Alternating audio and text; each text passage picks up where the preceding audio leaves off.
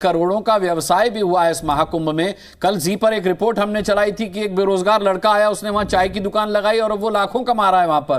तो सुप्रिया जी, रोजगार तो मिला है, लेकिन मैं आपका कंसर्न समझता हूं। जिस तरीके का सवाल आप उठा रही हैं उसका बेहतर जवाब मैं अब सुधांशु जी से ही लूंगा। सुधांशु जी, देखिए, सुप्रिया जी ने जो कहा तो मैं याद दिलाना चाहता हूं, ठीक इनके नेताओं का मात्र 2-3 हफ्ते पहले का बयान है, कुंभ में तो भीड़ ही नहीं है, वो तो खाली जा रही है।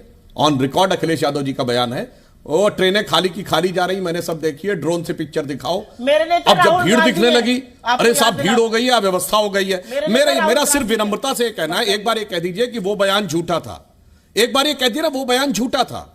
जो अखिलेश जी ने कहा गोरखपुर से खाली आती हुई ट्रेनें मैंने देखी हैं, मिर्जापुर से खाली आते हुए देखी हैं, ड्रोन से दिखाओ। अरे जनाब, अब तो इतनी भीड़ दिख गई, ड्रोन तो छोड़िए, सैटेलाइट से अगर आपने देखा होगा तो प्रयागराज से वाराणसी वाली सड़क के ऊपर कितनी भीड़, उधर मध्य प्रदेश में कटनी रीवा वाली भीड़, लखनऊ वाली सड़क पे भीड़, मिर्जापुर जौनपुर वाली सड़क पे भीड़। इसलिए मैं कहना चाहता हूं, इनको हमेशा एक नेगेटिव पॉइंट देखना। पहले कह रहे थे भीड़ ही नहीं है, अब भीड़ हो गई तो उसके अंदर यह समस्या है। यह बात बहुत स्पष्ट हो जाती है। तो मैंने कहा एकदम बात साफ साफ सामने आ जाती है। दूसरी बात, जो ये कहते हैं कि साहब पानी में बहुत गंदगी थी और ये था वगैरह वगैरह, तो मैं कहना चाहता हूं 65 करोड़ लोगों ने स्नान किया, तो ज्यादा नहीं 10% को तो बीमार पड़ना चाहिए था, जितनी आप लोग गंदगी बताते हैं, जितनी बताई गई। और 1% को, यानी 6.5 करोड़ को तो बीमार पड़ना चाहिए था, और 1% तो हॉस्पिटलाइज हो जाना चाहिए था ना। तो 65 लाख तो हॉस्पिटलाइज हो जाने चाहिए थे, तो कितने लोग हॉस्पिटलाइज? देखिए, अब मैं कहना चाहता हूं, हमारे सभी राज्य सरकारों की पूरी सरकार ने, पूरे मंत्रियों ने डुबकी लगाई।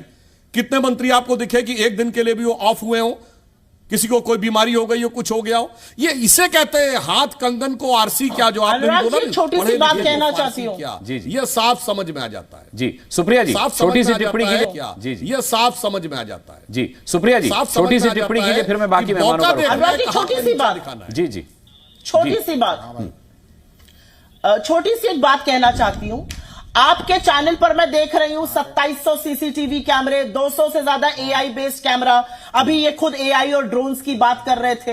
ये सब होते हुए आपको पता नहीं चल रहा था कि हमारे इतने बड़े पर्व पर कुछ बदतमीज और मनचले लड़के महिलाओं की नहाते हुए फोटो वहां से निकाल कर बेच रहे हैं? आपको नहीं पता चल पाया? आप तो चुप रहे, आपने कुछ नहीं किया उस पर। जब एक पेपर ने उस पर खबर निकाली तब आपने एक्शन लिया। आपने सही कहा, कटनी से, रीवा से, हर तरफ से भीड़ आ रही थी। आपने भीड़ के संचालन के लिए क्या किया? आपने तो 2-2 दिन महिलाएं, टॉयलेट नहीं जाने की जगह थी, 2-2 दिन बसों में महिलाएं कैद थी, लोगों का फोन का चार्ज खत्म हो गया था, बच्चों को पिलाने के लिए दूध और पानी नहीं था, ब्रेड की व्यवस्था नहीं थी। आपने क्या किया उस भीड़ के लिए? हम तो यही पूछे। मैं बाकी मेहमानों का रुख करता हूं। सुप्रिया जी, आता हूं आपके पास, मैं आता हूं। प्रदीप भाटी जी का रुख करूं, उससे पहले राम कृपाल जी से एक टिप्पणी जरूर लेना चाहूंगा, क्योंकि राम कृपाल जी इस डिबेट के शुरू होने से पहले बड़ी इंटरेस्टिंग टिप्पणी कर रहे थे। राम कृपाल जी, आपका कहना था कि इस महाकुंभ में एक चीज तो हुई है कि विपक्ष जो है वो रामचरितमानस पढ़ने लगा और उससे जुड़े श्लोक और लोकोक्तियां हमें सुनाने लगा। सवाल यह है कि जिस तरीके की राजनीति हुई, जिस तरीके के सवाल सुप्रिया जी उठा रही हैं, क्या उन्हें राजनीति के दायरे में रखकर देखना चाहिए, या वो वाकई में सवाल हैं जो पूछे जाने चाहिए सरकार से?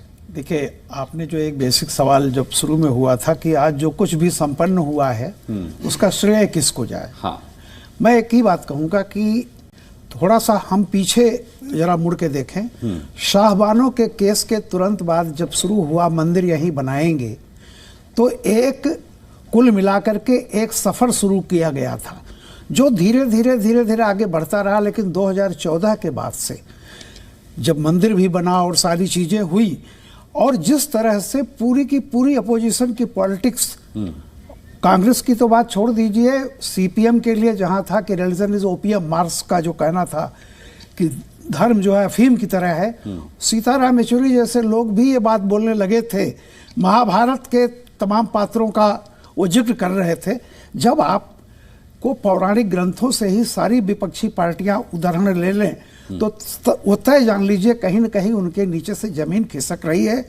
और अब वो देख रहे हैं कि कैसे प्रतिकार, और उसकी चरम परिणति अभी यहाँ पे हो रही है कि देखिए, मैं मानता हूँ ये बात बिल्कुल सही है कि महाकुंभ ने सत्ता पक्ष और विपक्ष दोनों को कुछ सीख दी है। सीख ये दी है कि व्यवस्था और बेहतर होनी चाहिए। दूसरे विपक्ष को ये सीख दी है कि आप गलत जगह पे गलत समय पर ये गलत चीज उठा रहे हैं। और ये सेंटीमेंट जिन्होंने मृत कुंभ कहा, उसके बाद भी 10-20 करोड़ लोग जाकर के वहां नहाए। जिन्होंने ये कहा कि पानी जहरीला है, उसके बाद आप देखिए कि उसका असर तमाम आम आदमी पर पड़ रहा है क्या। और ये महाकुंभ तब से है जब इस देश की, उससे भी बहुत पहले है, लेकिन जब इस देश की 40 करोड़ आबादी हुआ करती थी तब भी महाकुंभ था।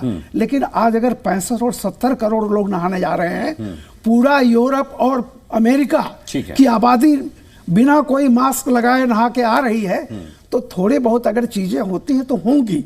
और लेकिन एक आखिरी बात, जो बात कह रहे हैं कि सुअर, निश्चित तौर पर नहीं कहना चाहिए था, लेकिन हमें नहीं भूलना चाहिए कि सनातन को वायरस, एड्स बताने की जहां से शुरुआत हुई थी, तो एक्शन होगा तो रिएक्शन।